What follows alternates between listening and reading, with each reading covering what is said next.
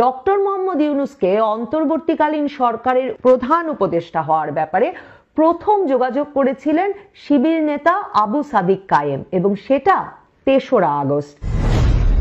২০২৪ সালের গণ অভ্যুত্থানে নেতৃত্বের ভূমিকায় থাকার পরেও এখনো বাংলাদেশের রাজনীতিতে ছাত্র শিবিরের পরিচয় গ্রহণযোগ্য হয়ে ওঠেনি, এবং শিবির নেতাকর্মীরা যাকে দীর্ঘদিন ধরে বাংলাদেশে চলমান ট্যাগিং এর রাজনীতি বলছেন, তা যে এখনো বন্ধ হয়নি, ২০২৪-এও এর যে অবসান ঘটেনি তা ক্রমেই স্পষ্ট হয়ে উঠছে।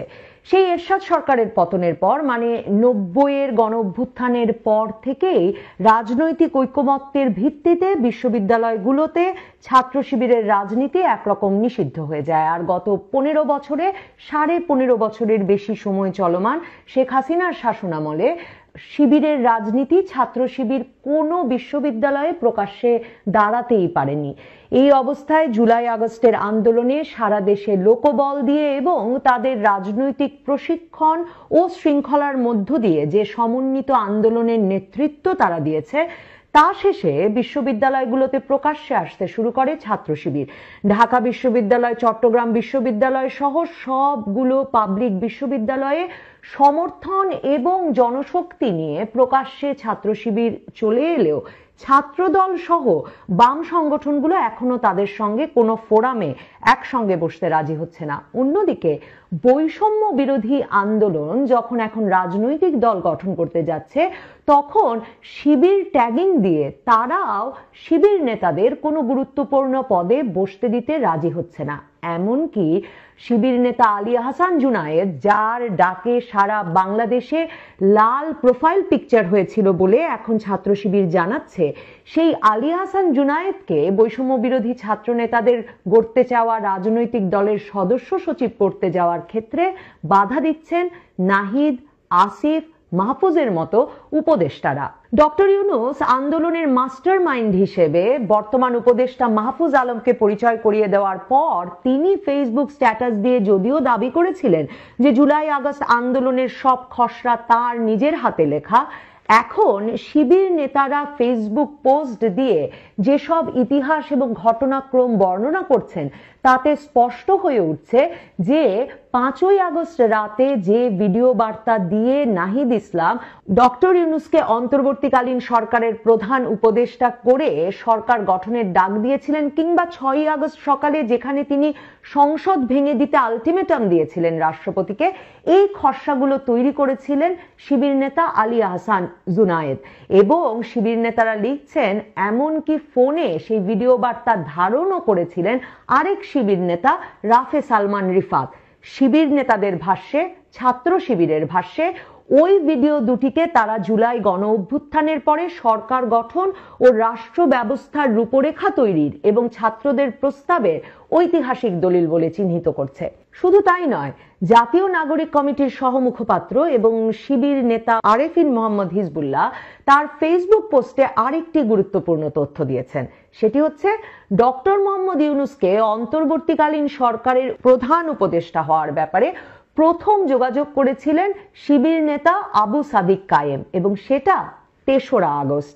তার মানে ডক্টর ইউনূস যে দেশি বিদেশি মিডিয়াকে বলে আসছিলেন ৫ই আগস্ট সরকার পতনের পর, শেখ হাসিনা ভারতে চলে যাওয়ার পর হাসপাতালে শুয়ে থাকা অবস্থায় হঠাৎ ছাত্রদের ফোন গিয়েছিল তার কাছে প্রধান উপদেষ্টা হওয়ার প্রস্তাব নিয়ে, যাদের কাউকে তিনি চিনতেন না এবং জানতেন না তাদের সম্পর্কে, সেই গল্পটির পেছনেও ছাত্র শিবিরের আন্দোলনকে এবং পরবর্তীতে সরকার গঠনের যে রূপরেখা দেওয়া এবং অন্তর্বর্তীকালীন সরকার গঠনে তাদের যে অবদান এবং প্রধান হিসেবে ডক্টর ইউনূসকে পছন্দের পেছনে শিবিরের যে কাজ, তাকে কৃতিত্ব না দেওয়ার একটা ঝোঁক ডক্টর ইউনূসেরও ছিল। শিবিরের নেতাকর্মীরা আসলে বহু বছর ধরে, বলতে গেলে বহু দশক ধরে অভ্যস্ত পেছন থেকে বা আড়াল থেকে কাজ করায়। যেই আবু সাদিক কায়েম ডক্টর মোহাম্মদ ইউনূসকে প্রধান উপদেষ্টা হবার প্রস্তাব নিয়ে ৩রা আগস্ট তার সঙ্গে যোগাযোগ করেছিলেন বলে শিবির নেতারা এখন জানাচ্ছেন, সেই আবু সাদিক কায়েম ঢাকা বিশ্ববিদ্যালয়ে ছাত্র শিবির আগস্টে হাসিনা সরকার পতনের পর বেরিয়ে আসার পর সেপ্টেম্বরে এসে প্রকাশ্যে নিজের পরিচয় দেন ছাত্র শিবির সভাপতি হিসেবে। আবু সাদিক কায়েম প্রকাশ্যে এসে বলেন যে তিনি সবসময় তার পুরো বিশ্ববিদ্যালয় জীবন ধরেই বিশ্ববিদ্যালয়ের ভেতরে ছাত্র শিবিরের সাংগঠনিক কার্যক্রম চালিয়ে গিয়েছেন এবং বাংলাদেশের বিশ্ববিদ্যালয়গুলোতে সবসময়ই অপ্রকাশ্যে ছাত্র শিবিরের সাংগঠনিক কার্যক্রম চলমান ছিল। খাগড়াছড়ির ছেলে সাদিক কায়েম পার্বত্য চট্টগ্রাম ছাত্র সংসদের সাবেক সভাপতি এবং হিল সোসাইটির প্রতিষ্ঠাতা, আর স্কুল জীবন থেকেই তিনি ছাত্র শিবিরের রাজনীতির সঙ্গে যুক্ত। শুধু সাদিক কায়েমের পরিচয়টুকু জানলেই বোঝা যায় বাংলাদেশের দুর্গমতম অঞ্চলেও একেবারে তৃণমূলের রাজনীতিতে স্কুল পর্যায় পর্যন্ত রাজনৈতিক শক্তি রয়েছে জামায়াতে ইসলামী বা ছাত্র শিবিরের। নাহিদ ইসলাম, আসিফ মাহমুদ, মাহফুজ আলম এই তিনজন উপদেষ্টা হয়ে যাওয়ার পর থেকে মনে হচ্ছিল যে এরাই বোধহয় প্রধানতম সমন্বয়কারী। তারা বলছিলেন যে সারা দেশেই তাদের সমন্বয়কারী ছিলেন এবং এটি একটি দেশব্যাপী আন্দোলনে পরিণত হয়েছিল। কিন্তু আমাদের মনে হচ্ছিল যে উপদেষ্টা হিসেবে তারা যেহেতু নির্বাচিত হয়েছেন, হয়তো তারাই প্রধানতম উপদেষ্টা। অন্যদিকে ডক্টর ইউনূস যখন তার বন্ধু ক্লিন্টনের সামনে বিশ্ব দরবারে পরিচয় করিয়ে দিলেন মাহফুজ আলমকে মাস্টার মাইন্ড হিসেবে, তখন থেকে আমি ধারণা করি আমার মতো যারা রাজনীতি পর্যবেক্ষণ করেন তারা ক্রমাগতভাবেই ভাবছিলেন যে মেটিকুলাস ডিজাইনে যে পরিচালিত হয়েছে যে সরকার উৎখাতের আন্দোলন, যা বলছেন ডক্টর ইউনূস, সেই আন্দোলনটি পরিচালনা করবার মতো রাজনৈতিক শক্তির উৎস কি ছিল মাহফুজ আলম, নাহিদ ইসলাম বা আসিফ মাহমুদের। এই যে জুলাই আন্দোলনে সারা দেশের সকল বিশ্ববিদ্যালয়গুলোর ছাত্রছাত্রীরা ঐক্যবদ্ধভাবে বিরাট সংখ্যায় একই সময়ে বেরিয়ে এলো। যাত্রাবাড়ির ঢাকা চট্টগ্রাম মহাসড়ক থেকে সারা দেশের সবগুলো মহাসড়ক মাদ্রাসা ছাত্ররা বিপুল সংখ্যায় বেরিয়ে এসে 18ই জুলাই থেকে পুলিশি অ্যাকশন, গুলি, কারফিউ সব উপেক্ষা করে লাগাতার দখলে রাখলো। এত বিপুল সংখ্যায় তারা নেমে এলো যে মহাসড়কগুলো থেকে গুলি, মৃত্যু, লাশ কোনো কিছুর মুখে তাদের তুলতে পারেনি হাসিনা সরকার। সারা দেশের স্কুল কলেজের ছেলেমেয়েরা, বেসরকারি বিশ্ববিদ্যালয়ের ছেলেমেয়েরা রাস্তায় নেমে এলো।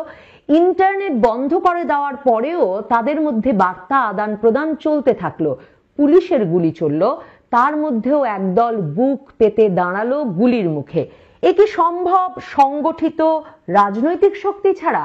অথচ মাহফুজ এবং নাহিদেরা কিছু পাঠচক্র, দেয়াল পত্রিকা, সাহিত্য পত্রিকা বের করা ছাড়া তাদের অতীত রাজনৈতিক অভিজ্ঞতা হিসেবে কোনো উদাহরণ দিতে পারল না 5ই আগস্ট পরবর্তী তাদের দেওয়া পত্রপত্রিকার সাক্ষাৎকারগুলোতে। এখন শিবির নেতাদের ফেসবুক পোস্ট থেকে বোঝা যাচ্ছে, পরিষ্কার হচ্ছে যে তারা পেছনে থেকে সামনের মুখ হিসেবে আসিফ, নাহিদ, মাহফুজদের নির্বাচন করেছিলেন। এমনকি 5ই আগস্ট রাতে, যাকে তারা 36শে জুলাই হিসেবে অভিহিত করেন, সে রাতেও নাহিদ, আসিফ, মাহফুজ ছিলেন শিবির নেতাদের সঙ্গে এক বাড়িতেই। আসলে কোটা মুক্তি তো নয়, জুলাই আগস্টের এই আন্দোলন জামায়াত শিবিরের রাজনীতির দশকের পর দশক ধরে নেওয়া সাংগঠনিক প্রস্তুতির একটা চূড়ান্ত পরিণতি বলা যেতে পারে। যেই হাসিনা সরকার তাদের শীর্ষ নেতাদের যুদ্ধাপরাধের বিচার করেছে, 1971 সালের গণহত্যার জন্য তাদের দায়ী করেছে, মুক্তিযুদ্ধ নিয়ে বারবার বিব্রত করেছে, ট্যাগিং দিয়ে রাজাকার বলে একঘরে করে রেখেছে, আসলে জুলাই আগস্টের আন্দোলন শুরু থেকেই ছাত্র শিবিরের জন্য, জামায়াতে ইসলামীর জন্য ছিল আওয়ামী লীগের রাজনীতির পতন ঘটানোর এবং পাল্টা গণহত্যা, বিপ্লব এবং যুদ্ধাপরাধের ন্যারেটিভ তৈরির আন্দোলন।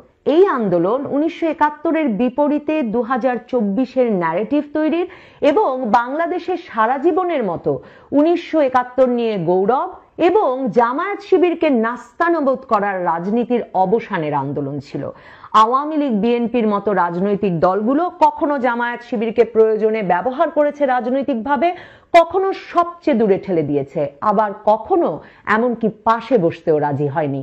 জুলাই আগস্ট আন্দোলনের বিজয়ের কৃতিত্ব বা ওই আন্দোলনের কৌশল নির্ধারণের জন্য সাধুবাদ কিংবা সারা দেশে মহাসড়কে মাদ্রাসা ছাত্রদের মৃত্যুকে তুচ্ছ করে অবস্থান থেকে স্কুল, কলেজ, বিশ্ববিদ্যালয় ক্যাম্পাসগুলো উত্তাল করে তুলতে তাদের সুদীর্ঘ রাজনৈতিক প্রশিক্ষণের মাধ্যমে গড়ে তোলা সাংগঠনিক শক্তিকে অস্বীকার করে এ দফায় সম্ভবত আর কারো ঘরে ক্ষমতা আর বিজয়ের ফসল তুলে দিতে দেবেন না জামায়াত শিবিরের কর্মীরা।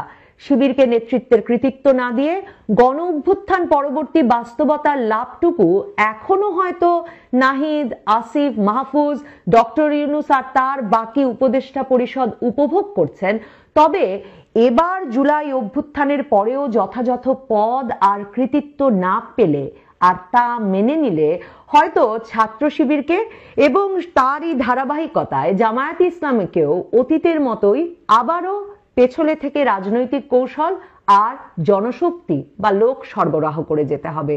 বিশ্ববিদ্যালয় ছাত্র সংসদ কিংবা সংসদের শীর্ষ পদে প্রকাশ্যে যাওয়া বোধহয় আর হবে না তাদের।